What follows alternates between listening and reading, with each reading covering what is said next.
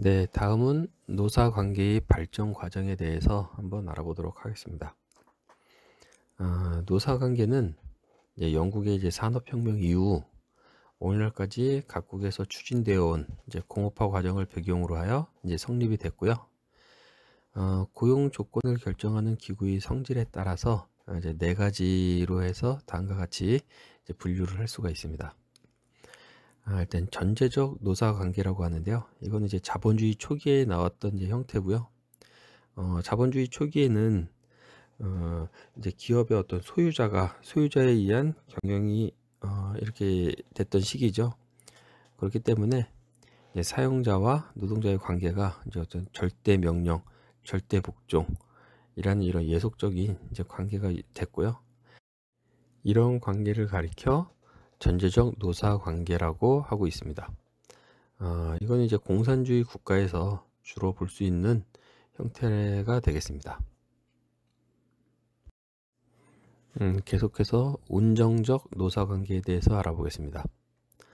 예, 온정적 노사관계는 이제 생산 방식의 어떤 이제 발달과 함께 정착 노동이 이제 등재되어감에 따라서 전제적 노사관계로는 이제 노동자의 어떤 협조를 얻을 수 없고 이제 그에 따라서 이제 생산성이 떨어지게 되는 현상이 발생을 하죠. 그래서 사용자는 이제 이에 대응해서 노동자에게 뭐 주택, 의료 등 가부장적 온정주의에 입각한 복리후생시설을 제공을 하게 됩니다. 19세기 초 영국의 이제 사회주의자이며 산업자본가였던 오웬에 의해서 이제 비롯됐고요. 1세기에 걸쳐 일반화됐던 이제 노사관계의 한 형태가 되겠습니다. 친권적 노사관계라고도 이제 불리는 게 이제 온정적 이제 노사관계가 되겠습니다. 다음은 완화적 노사관계에 대해서 알아보겠습니다. 산업혁명의 진정과 근대적인 주식회사의 등장으로 자본 집중에 의한 경영과 자본의 분리현상이 이제 나타나게 되죠. 노동시장에서도 직업별 노동조합의 출현 등 이제 근대적 노동시장의 형성을 보이며 변화를 가져오게 됩니다. 그러나 근로자의 종업원적인 성격은 계속해서 강하게 남아있게 되고 단체 교섭에서도 노동조합의 힘이 부족하여 자본가들의 어떤 이제 전제적인 속성을 어느 정도 완화시키는데 이제 그치게 되죠. 그래서 한편으로는 다소 합리주의와 또 다른 한편으로는 종래 온정적 가족주의 관계를 성격을 띈 그런 노사 관계라고 할 수 있겠습니다. 다음은 민주적 노사 관계에 대해서 알아보겠습니다. 1930년 초 이제 세계 대공황을 겪은 이후 자본의 집중과 이제 독점화가 이제 고도로 진전이 되고요. 기업 규모 확대 결과로 소유와 경영의 이제 분리가 촉진되게 됩니다. 그에 따라서 노동자의 이제 고용 형태도 달라지고 노동조합의 조직도 직업별 조직에서 산업별 조직으로 이렇게 이제 바뀌게 되죠. 그러면서 이제 노동과 자본의 관계는 이제 노동관계법을 전제로 하며 노사는 대등한 사회적 지위를 이제 인정받게 됩니다. 즉, 이제 본질적으로는 자본의 주도하에 있지만 산업사회에 있어서 대등한 지위를 당연한 것으로 보는 이제 산업민주주의의 이념이 이제 형성되었다는 거죠. 오늘날 가장 바람직한 노사관계가 바로 이 민주적 노사관계라고 이렇게 볼 수 있겠습니다. 다음은 단체 교섭 제도에 대해서 알아보겠습니다.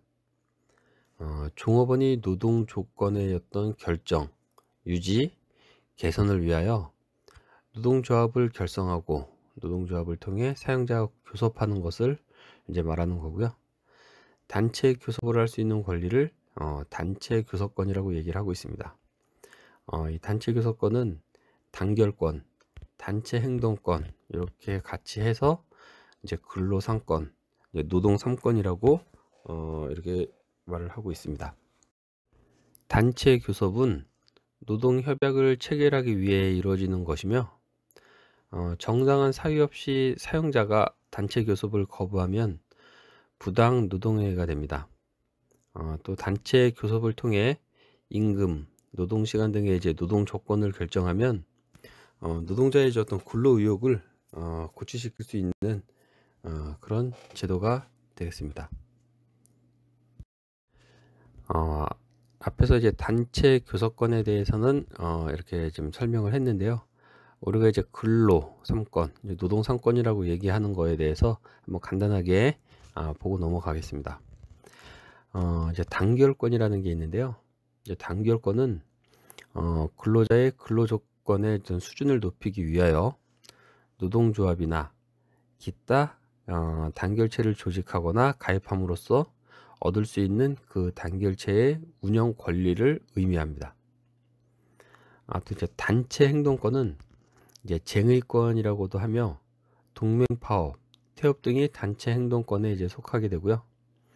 근데 이제 단 쟁의권을 행사하는 경우에 타인의 기본적인 인권을 침해하는 행위나 사용자의 재산권까지 부정하는 쟁의 행위는 인정이 되지 않습니다.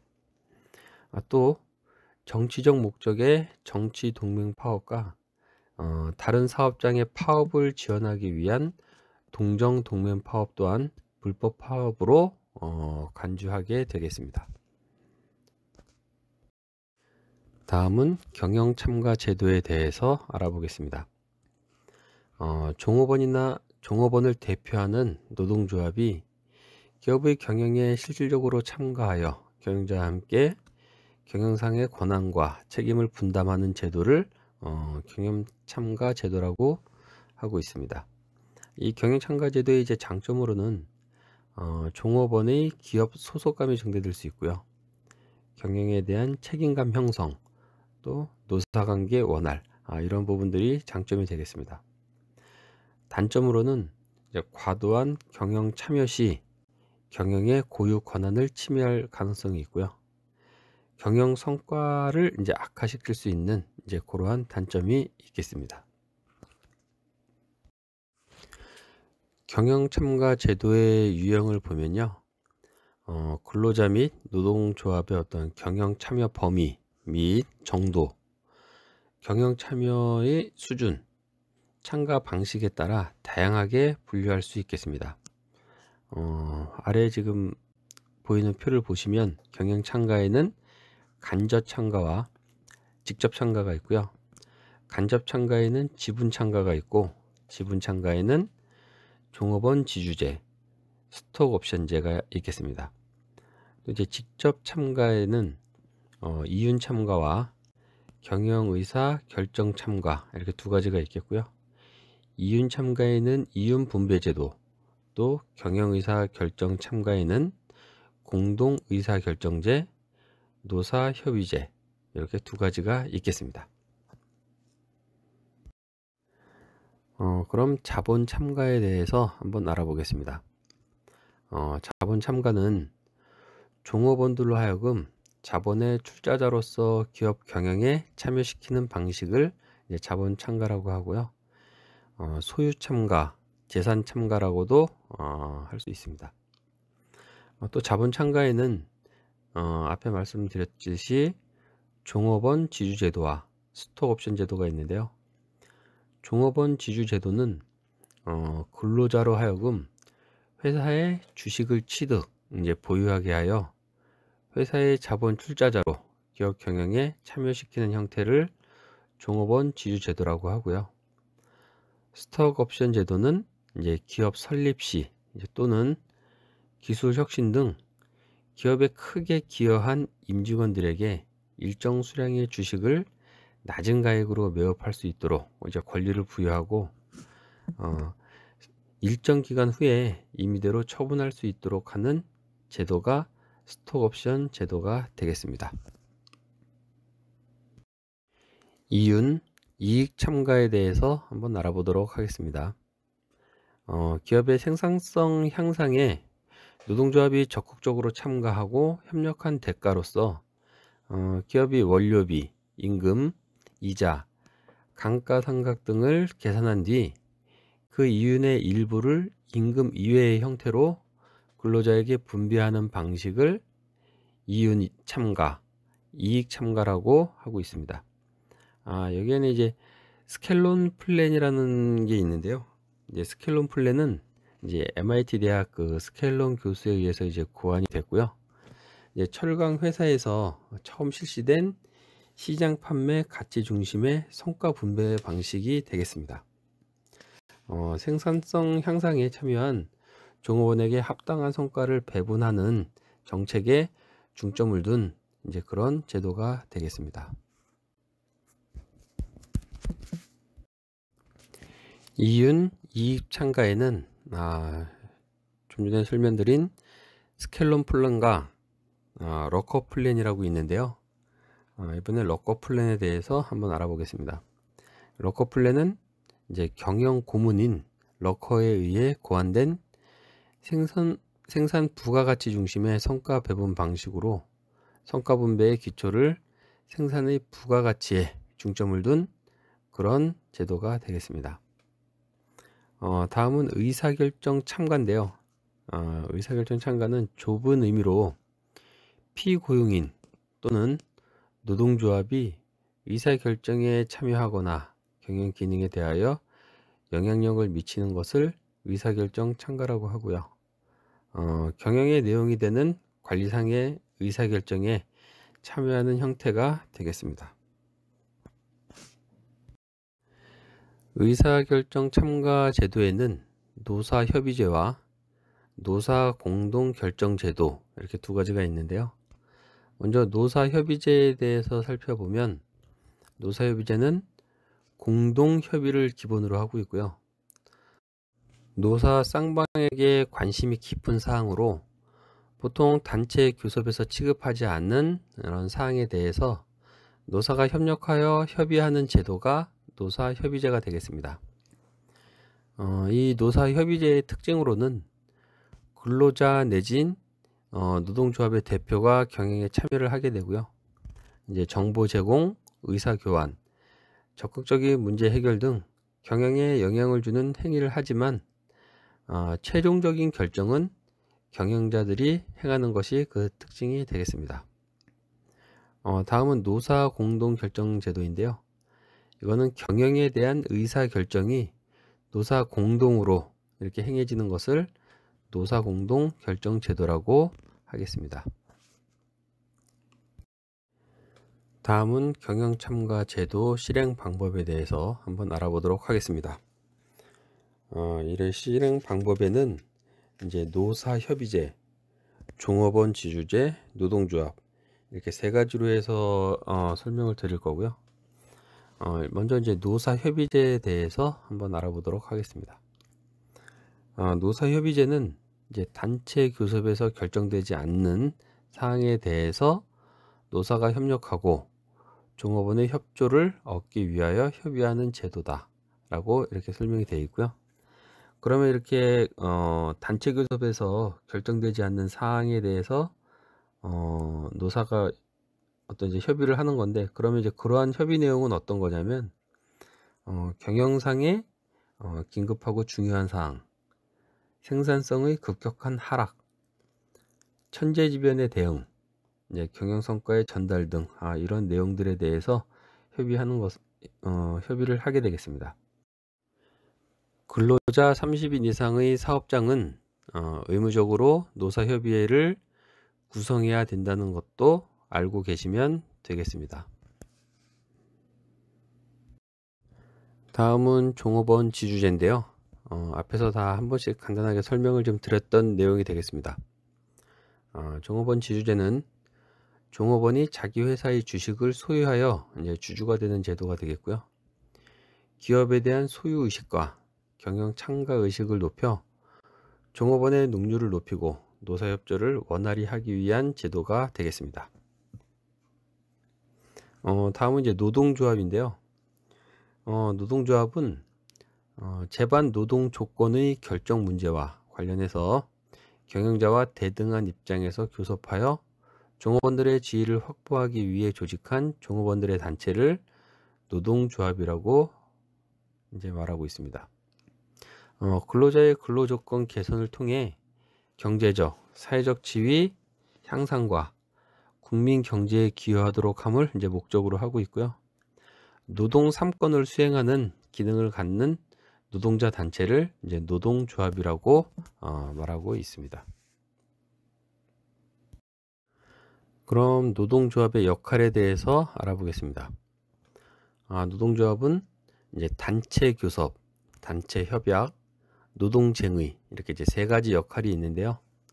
이제 단체 교섭은 임금, 승급 조건, 노동 시간에 대한 어떤 이제 교섭이 되겠고요. 단체 협약은 노사 간 이제 의견 일치에 대해 협약을 하는 게 되겠고, 노동쟁의는 단체 교섭이 이루어지지 않을 때 이제 사용자에 대항해서 하는 행위가 노동쟁의가 되겠습니다.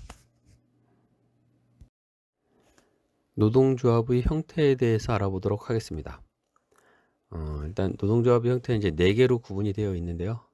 산업별 노동조합, 직업별 노동조합, 기업별 노동조합, 일반 노동조합 이렇게 4가지 형태로 이제 구분이 되어 있습니다. 먼저 산업별 노동조합은 일정 산업에 종사하는 근로자들로 조직되는 노동조합을 산업별 노동조합이라고 하고요. 직업별 노동조합은 동일 직업이나 동일 직종에 종사하는 숙련공들이 자기들의 지위를 확보하기 위하여 결성하는 형태의 노동조합이 직업별 노동조합이 되겠습니다. 기업별 노동조합은 동일 기업에 종사하는 근로자들로 구성되는 직장별 노동조합이 되겠고요.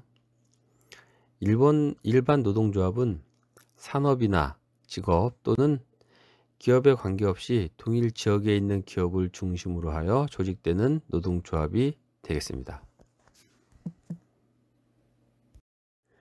네, 다음은 방금 설명드린 이제 노동조합의 이제 형태에 대해서 설명을 드렸는데, 그 형태별 특징에 대해서 이제 한번 알아보고 넘어가겠습니다. 이것도 이제 교재에 나오는 내용은 아닌데요.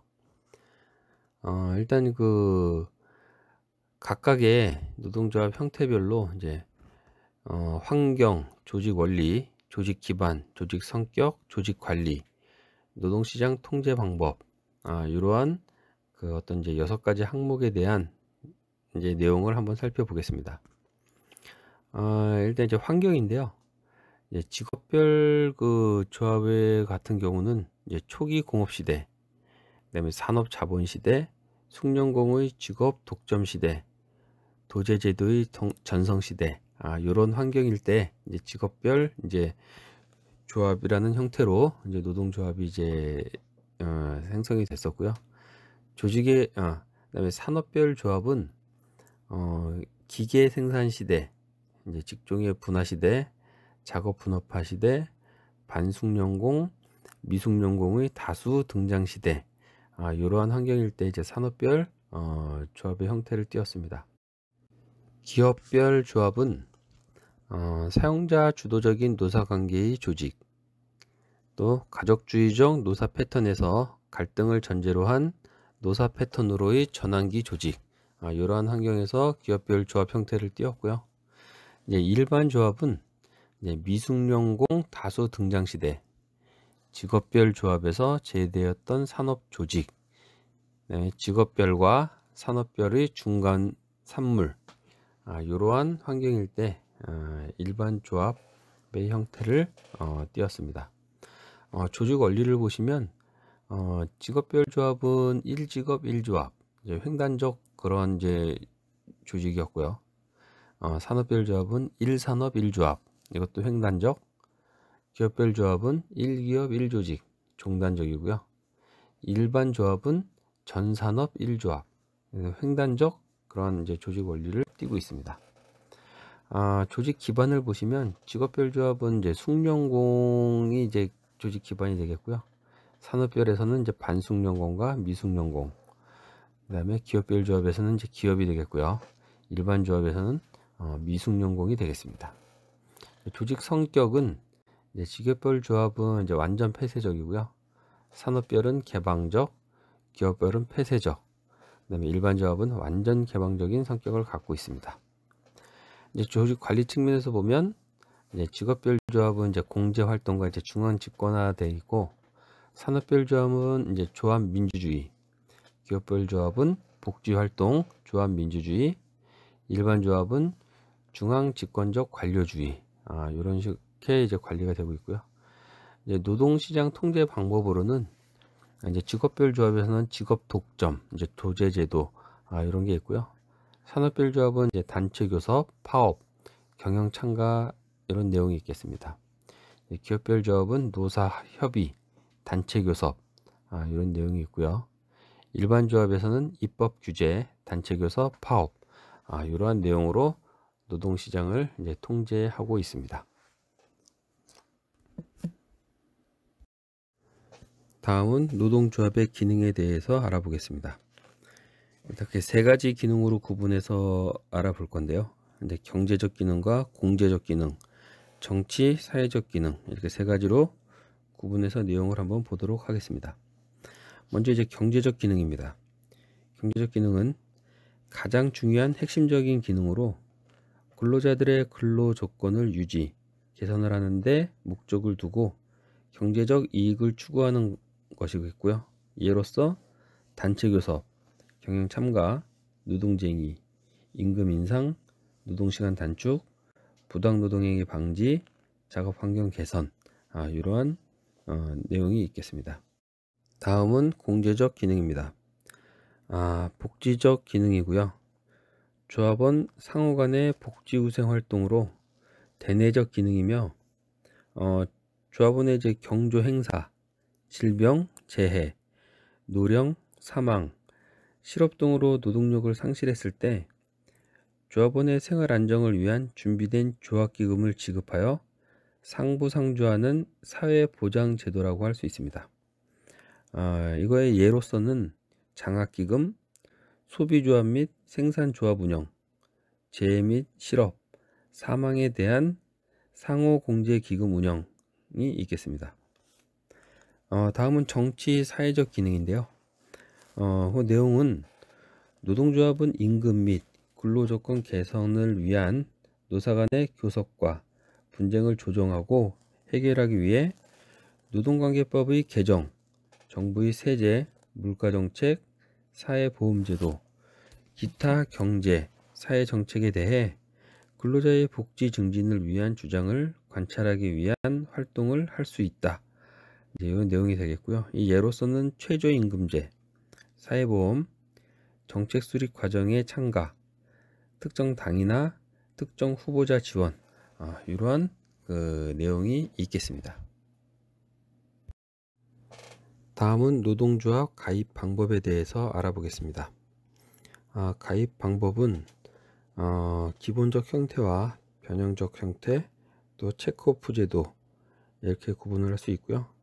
이제 여기서도 이제 기본적 형태에서도 클로즈드 숍, 또 유니언 숍, 오픈 숍, 네, 변형적 형태에는 에이전시 숍, 메인터넌스 숍, 프리퍼렌셜 숍 이렇게 구분을 할 수가 있겠습니다. 일단 뭐 각각의 내용을 한번 살펴보도록 하겠습니다. 먼저 클로즈드 숍입니다. 노동조합의 조합원만 사용자에게 고용될 수 있는 제도, 이게 클로즈드 숍 제도고요. 유니언 숍 제도가 있습니다. 유니언 숍 제도는 사용자가 비조합원을 채용할 수 있지만 채용 후 일정 기간 내에 피고용자가 노동조합에 가입해야 하는 제도, 이게 유니언 숍 제도가 되겠습니다. 다음은 이제 오픈숍 제도인데요. 오픈숍 제도는 사용자가 조합원이든 비조합원이든 자유롭게 근로자를 채용할 수 있는 제도가 되겠습니다. 이렇게 클로즈드 숍, 유니언 숍, 오픈숍 제도 이 세 개가 이제 기본적 형태가 되겠고요. 변형적 형태 이제 첫 번째로 이제 에이전시 숍은 채용된 종업원에 대하여 이제 특정 노동조합의 가입을 강제하지 않는 반면 비조합원에 대해서도 조합원들의 조합비에 상당하는 일정한 금액을 정기적으로 노동조합에 납입하도록 하는 제도, 이게 에이전시 숍이 되겠습니다. 다음은 이제 메인터넌스 숍인데요. 메인터넌스 숍은 노동조합에 가입된 이후 일정 기간 동안은 노동조합원으로서 자격을 유지해야 한다는 제도가 되겠습니다. 다음은 프리퍼렌셜 숍인데요. 종업원 채용 시 비조합원보다는 조합원에 대하여 고용상의 혜택을 부여하는 제도, 이게 프리퍼렌셜 숍이 되겠습니다. 그래서 에이전시 숍, 메인터넌스 숍, 프리퍼렌셜 숍, 이렇게 세 개가 변형적 형태가 되겠고요. 그다음에 체크오프 제도라는 게 있는데요. 이거는 노동조합이 안정적 유지 발전을 위해 조합원에 대한 조합비를 일괄적으로 공제하여 징수하는 방법을 체크오프 제도라고 하겠습니다.